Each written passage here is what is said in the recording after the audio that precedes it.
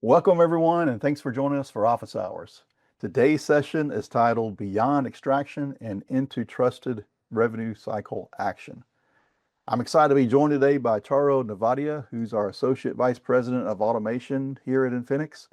I think Charu needs no introductions. She's been around on Office Hours for quite a few times, so is really a pro at this. I think everyone should be accustomed to her and what she brings to the table. She's been on Office Hours several times, but Charu works very closely with a lot of our automation strategy, AI-enabled workflows, as well as operational design needed to help healthcare organizations reduce manual burden, as well as improve performance across complex revenue cycle processes.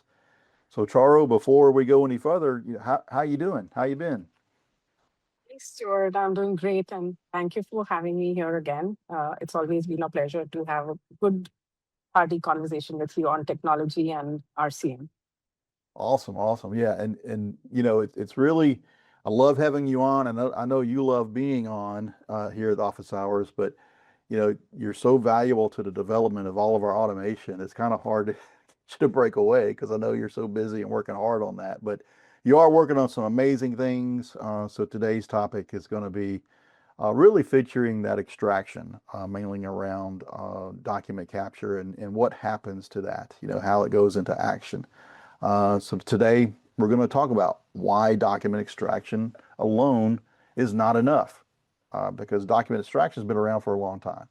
But now what do you do with that data? How can healthcare organizations make data usable, actionable? How, can they trust it? Connect the next best step in the revenue cycle regarding that. Now, before we get into the questions, as always, we want this to be a practical conversation. So please submit your questions in the Q&A. There's a little Q&A box at the bottom. So just throughout the session, whenever we notice a question pop up, we'll get to that if we can. And also, if there's any comments, if you have any insights or comments that you want to share, we'll also bring those to light as well. So with that, Charu, you ready to get started? Yes, let's go for it. Awesome, awesome. So the first question is, when healthcare organizations talk about document capture today, where do you think the conversation gets too narrowly focused? So I think I'll like to take a step back, right? I was just reading something, and whenever we are talking technology, and documents have been around for the longest time, ability to extract information out of documents. Earlier, it was through OCR. Now there is AI capabilities that have come in that can get a context of the document and extract information. I think with the technology advancement, where most of the conversation are getting narrow is we are trying to validate the technology and how good it is. Like, oh, OCR, we had to kind of look at a template, identify each and every location of the parameter that I need. And with LLMs coming up, it's become so easy to extract information. But all we're talking about, what's the accuracy of extraction? How good is the extraction? Are you looking at everything? And I've seen enough AI competition talking about how accurate that extraction is. But when I look at it, it's as good as buying. And this was a interesting anecdote that I heard. Imagine buying a machine which helps you cook, and the only thing it does is it looks at a menu and tells you what ingredients to fetch. But at the end of it, you still have to cook yourself because you have to chop the vegetables and break the egg. So somehow extraction is just like getting that machine that just extracts the data and tells you like, this is the data, but now do what? And I think as an organization, if you're buying technology, it is here to get your work reduced. And we need to go beyond extraction. We need to get into action. And I think that's the topic we're going to talk about, where let's not just focus on extraction. Extraction was always there. How can it get your job done and reduce your effort? And actioning it, integrating into your system, reducing your staff's work is what we need to look at. Awesome, awesome. Yeah, I couldn't agree more. And I like your analogy about cooking food because it's not going to cook itself. I know maybe some episode of Star Trek or something that's in the future where, the Jetsons or something, it's like, oh, here's your food and it just appears, but it still has to take Yeah. action. I mean, there's still the menu and there's the ingredients, but you still has to have something that puts it all together. So um, now, kind of going to the next question, why is extraction important? Or why is extraction important but not enough? And I know that kind of sounds like, wow, yeah, you're real smart to come up with that question. But when we think about revenue cycle workflows from that perspective, because we know it's all revenue cycle is very complex. It's going to always be complex. But now we're looking at, why extraction is important, but not enough when we think about the revenue cycle lens, so to speak, in the workflows.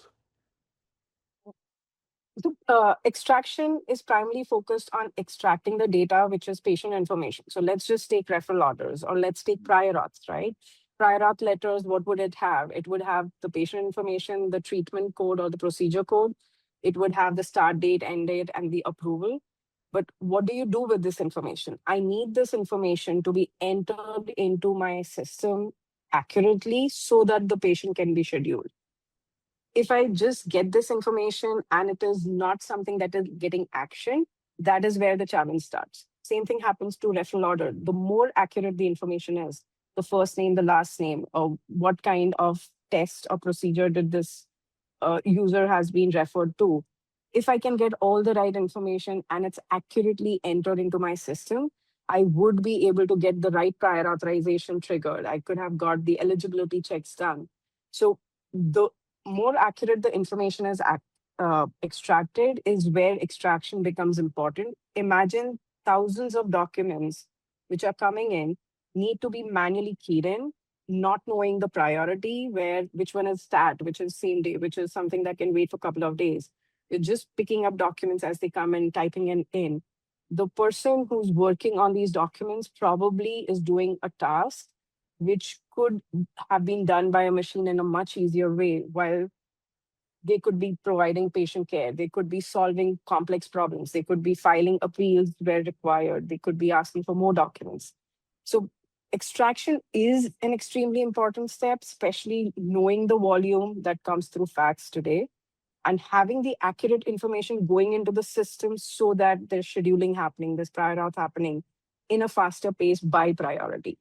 So extraction definitely plays a vital role and is definitely something that can be removed from the humans work queue because they are there to do more interesting, intelligent, patient caring work instead of just copying and pasting.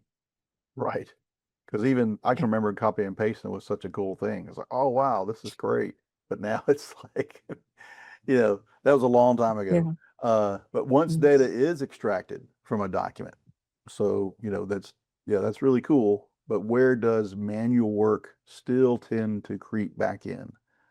You can have all the automation that you want in that extraction of document, but there's still, something manual going on in the background.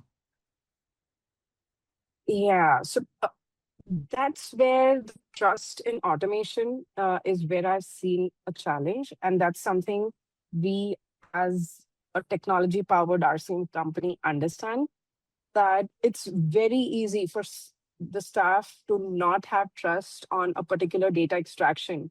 Reason being, there was a complex case or there was a CPT or a procedure code not written well, and it just went through the system because it was extracted, got added to the EMR, and there was an escalation on it. They got to know that, oh, the procedure code was wrong, or the patient that you attached this information to was not the one, there was another one. So the moment there are even a few escalations, I have seen that while the extraction is happening, we are doing 100% evaluation of did the automation do its job? And that is where the manual work starts creeping in. So it's definitely an important leadership lesson that you are bringing in automation to reduce work. But if there is a trust issue where teams are redoing the work that was done by automation, something is off and we need to work Yeah. through building the confidence. I have seen enough instances where the document extraction was done, but 100% of the document extracted values were checked again, which was not the process earlier. And that kind of negates any kind of automation that's happening. So Yeah. definitely something to look out for and see what's the reason for lack of trust, and kind of work towards bringing in the confidence. Probably it's training, probably it's fixing the software. So Right. one of the Right. top areas that I've seen. Yeah, I can see that. It's almost like it seems a little crazy, kind of counterintuitive, where you have someone who's going to say, hey, we're automating this. The work is done, and you trained it. You spent all this time to make sure the process are set up, but you still have, whether it's one person or the whole team, checking behind, or maybe someone's checking a little bit. I do believe in checking every once in a while, maybe taking a subset of information and data, because the AI is just like a human employee. There's got to be some KPIs, there's got to be some standards where you're checking the work just like you would, but you don't check a human specialist work, everything they're doing. You just take Ev- maybe a subset of it. But yeah, it is crazy where but I can definitely see that because they're either trying to hang on to that process and they're following along just in case everything shuts down. The key word you said, and you're spot on, is trust. And I don't think people are quite there yet, but hopefully we're getting there. But kind of switching, a little bit along those lines, well, what does it mean to make documentation data usable, actionable, and connected to the next best step in the revenue cycle? So the learning that I've had while working with so many of our customers, while the document extraction may be specific to a particular data that have been extracted, but it needs to be converted into the data that the system understands. It could be the requirement for signature. Is it there or not? While I see a signature, but what the system wants is a yes or a no flag. There could be certain code, and this is one of the top customers we work with. They do have procedure codes, but with every facility, the way they want those procedure codes to be mapped kind of changes, because that's how the provider wants those procedure codes to be mapped along with some billing code, certain modifications. They want additional modifier to be added. So Mm. what is extracted to how the customer wants it in their system, which they are used to in their existing process, that is the place where we need to bring in the right business understanding, the right rules, as well as alignment to our customers' process. And I think that has been our success because we've been in the RCM business enough to understand these nuances, how there are exceptions, there are facility specific rules, not just customer specific rules. There are certain providers who want the data in a particular way within the facility. So our systems are capable enough to understand and get modified as per our customers' requirement so that we really get their job done. And it's not just about extraction, but working with their business and really having the outcome at the business level. Nice, nice. Yeah, and that kind of segues into the next question because I mean, everyone kind of looks at AI, particularly, and automation, has had its day, even in Outlook. I mean, I use automation all the time to sort where my emails go, right? And that's been around for a couple of decades. But everyone kind of looks at AI as like, hey, I'm going to give you a prompt, you're going to give me an answer. I'm going to give you a prompt, you're going to give me an answer.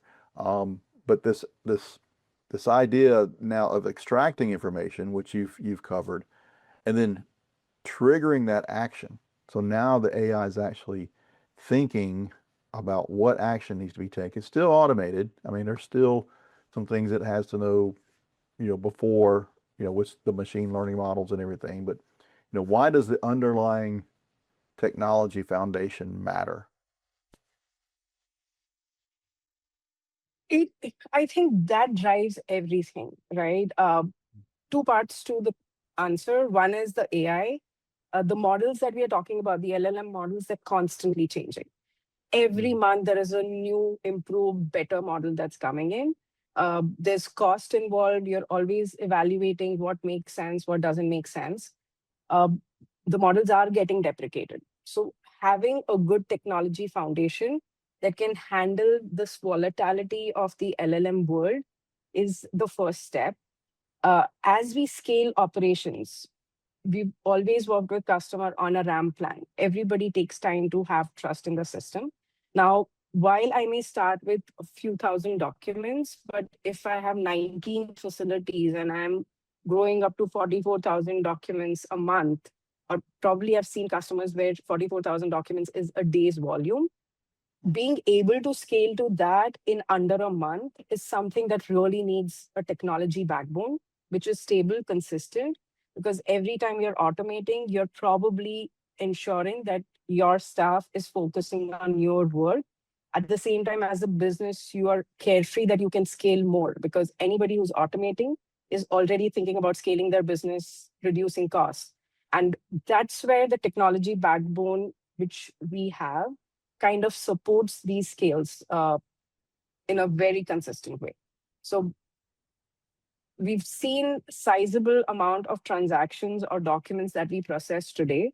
The volumes go up, the volumes go down, but it's the reliability and the consistency that matters in any of the businesses, because they want to serve their customer consistently. Right, right.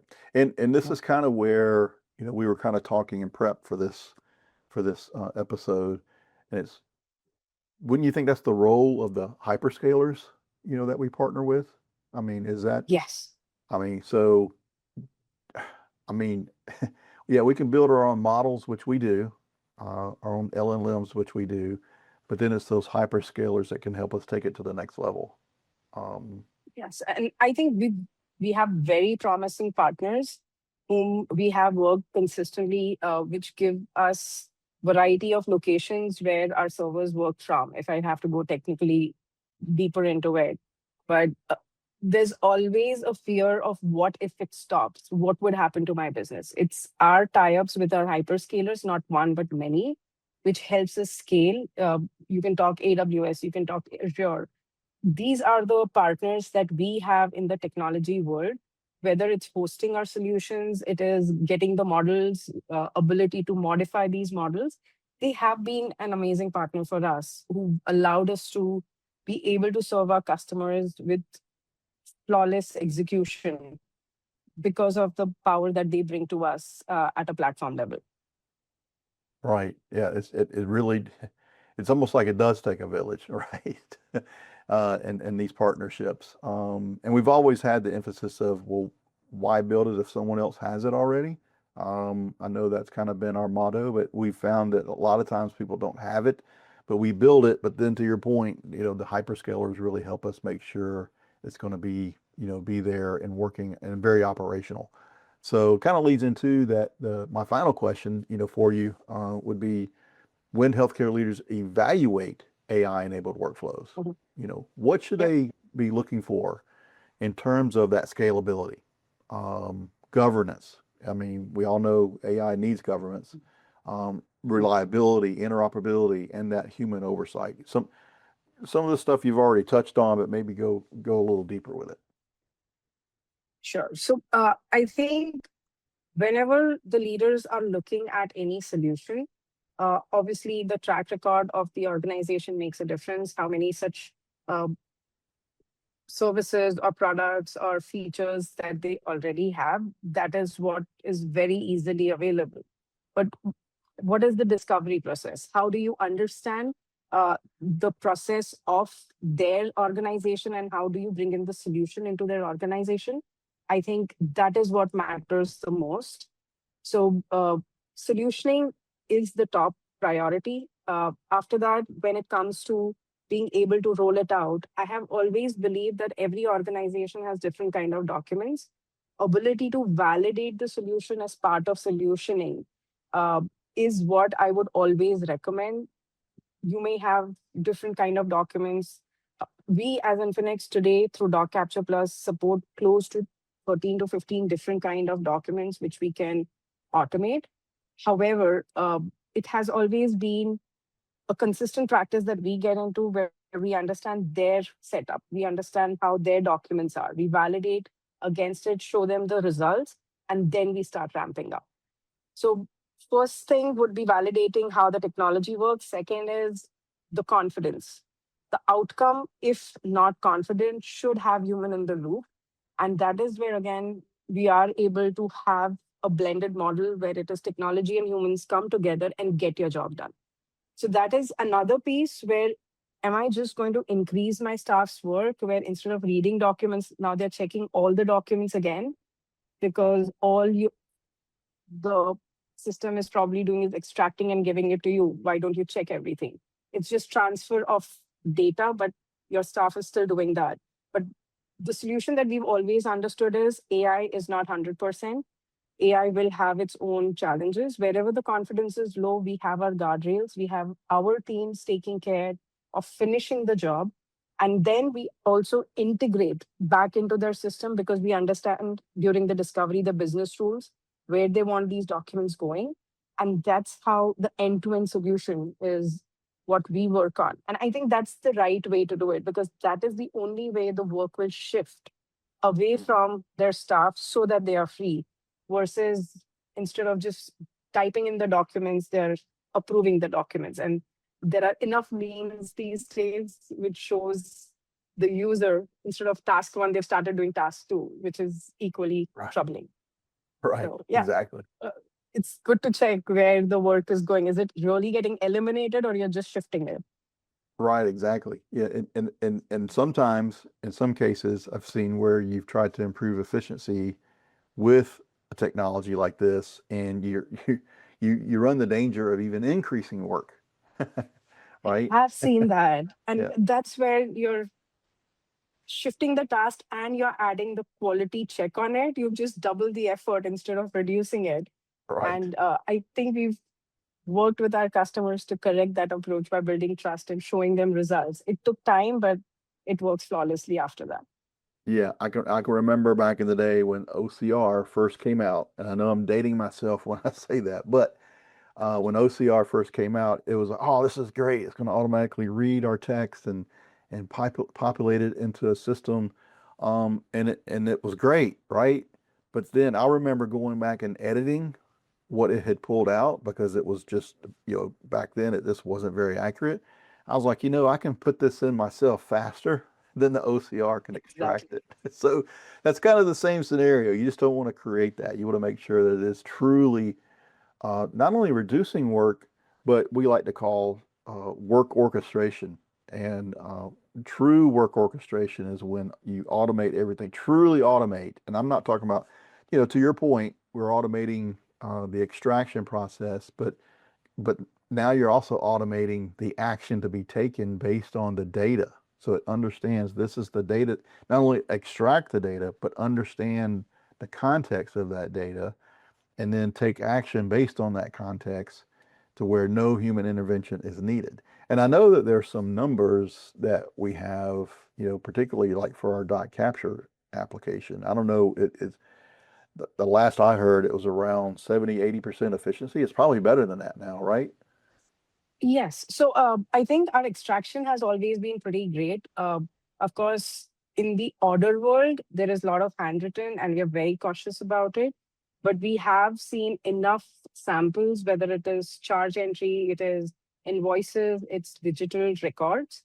We've been as high as 95% when it comes to extraction. Wow. And Yeah. in some of our customers where the integration exists, whether it is HL7 or it is through API, because of our capability of understanding business rules and navigating through their systems through various integrations, we have been able to automate 95% data entry without touch, especially when the documents are good. So the promise is pretty high. It just depends on how you come together as a team between the customer team and us, put a proper solution together, and we've seen true results where end-to-end automation is possible with timely audits, which gives you the confidence and the trust that the system works. Awesome. Awesome. Well, we're going to go to Q&A. We have about 5 minutes left. Even though there's no time limit, we all know it's office hours. We can, we've been known to go longer and shorter. But I am going to turn it over to the audience now. So I just want to remind everyone, please put your questions and comments into the Q&A. I'll be happy to get to those. But the first question, Charu, is if an organization already has document extraction in place, which many do, I'm sure, how should leaders evaluate whether the remaining manual work is a workflow design issue, a technology limitation, or an integration gap? I think, yeah, that's a very good question. And we do face that quite a lot. There are a lot of EMRs, if I talk about the order entry space, that limit you today to integrate, especially when it comes to creation of new patients. And I think it is valid. There are times that we have seen where creation of patient could be detrimental because what if this patient already exists? The data gets split. So I would always consider having some amount of human validation before a new patient gets created so that there's no duplication of patient records. But at the same time, having to be able to create orders, sort information. Again, an anecdote that I would like to go back with. I was working with one of the customers. They had 2,000 plus mails coming through or correspondence coming through every day. And Hmm. what would happen because of the pile that would keep increasing every day, because there's only this much that you can process, there were legal notices that were getting hidden under the pile, which had date and timelines attached to it, and they were getting delayed. Now, this is where technology comes in, where one, it could classify and extract data, it could identify that this is urgent. And maybe at this point of time, there is just boxing of these documents into different folders. You don't have to integrate everything, but at least your initial sorting and tagging the information and maybe it's to EMR. I wouldn't want to limit our use case to EMR. Any document that needs tagging, sorting, classification, and routing is where Doc Capture Plus comes in.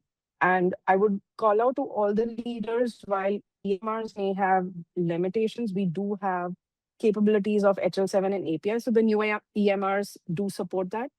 There are web-based EMRs that probably don't have integration because probably the volume or the integration cost is high. There is robotic process automation or RPA that can still help you do that. It can log in like a human does, find the patient, update the data, attach the document. And then there could be certain documents which you don't even want in your EMR. It is just another team that looks at it. In such a scenario, the sorting, classification, and indexing of those documents and sending it to right folders should be able to automate your processes. So I would want leaders to think a little broader when it comes to faxes, not limit themselves to orders. And they would see a huge efficiency when they look at the universe and not one specific use case where Doc Capture Plus can be used. Awesome. Awesome. Okay, we're going to have one more question for you. And it's as AI enabled workflows begin triggering downstream action, what level of oversight, governance, and performance visibility should leaders expect before they trust automation at scale? There's that word, trust. So, Yes. And it's a very, very fair expectation because automation does bring certain fear of going wrong. So if it was a human who would have made a mistake, that mistake would be once or twice. But if automation goes wrong, it can be a disaster at scale. So we totally understand that. And anytime a leader is looking to roll out, of course, we always recommend audit processes, but that's way later in the cycle. How we've always worked with our customers is looking at their facilities. First of all, finding an ideal candidate facility, which will be a trust builder facility, is what we call it, which has good documents. We can prove the results, we can show it to them. It's easy to train on. And once I have a small group of candidate facilities, which are our first cut showcase group, the trust starts building within the group. And then we slowly start rolling out. So finding the ideal candidate for rollout is one thing that we always work on. Second, we have a ramp plan and a hypercare, which are two parts. Slowly start rolling it out to more facilities, keep the metrics on, keep measurements on. And as the trust goes up on the solution, that is where you flip to fully automate it with audit as and when needed, which we always have within our system. We have continuous audit, feedback, learning that happens. We also have guardrails where we do identify there is a high value CPT that I always want to make sure there's somebody looking at it. There is an urgent case, once extracted, I want somebody looking at it. So the current system allows you to optimize on how you want work done, which ones you want to let go, and which ones you want audited no matter what. That's what has helped us build the trust and the rollout plan with our customers. And the point is, you can change these rules once you're ready, or you can change these rules never. We've had both kinds, and I think it totally is controlled by them that empowers them to make decisions.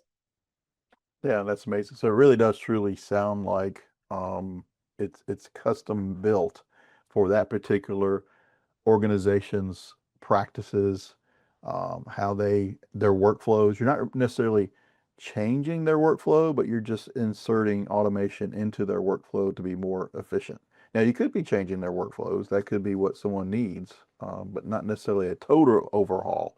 And I think that sometimes I hear that from clients is like, well, how much change? Because people hate change, especially a team. They have their ways of doing it. They have their queues. They have their spreadsheets. you know, Yes. there's a love-hate relationship with spreadsheets, but yeah, it's I think mitigating change as well, which is probably a whole nother topic for an office hours. That we'll do at another episode. Um, Yes. but we're out of questions. Charu, as always, thank you so much for joining us. I know getting you on is always a treat, and always is always great because your time is very valuable. Thank you so much for joining us today. Thank you, Stuart. Thank you for having me. It was great Yes. talking to you. Yeah. And thanks to everyone else for joining us for Office Hours. And if you're going to be listening to this on demand later, because we always put this out there and publish our Office Hours episodes, thank you for watching it, taking the time to watch it. And also, we convert this to our Revenue Cycle Optimized podcast. So it'll be out there published next week in a podcast format, along with 2 additional podcasts that we publish each week as well. You can also visit Infinix.com for more articles, case studies, and insights on all things revenue cycle. So thanks again, everyone. We'll see you next time.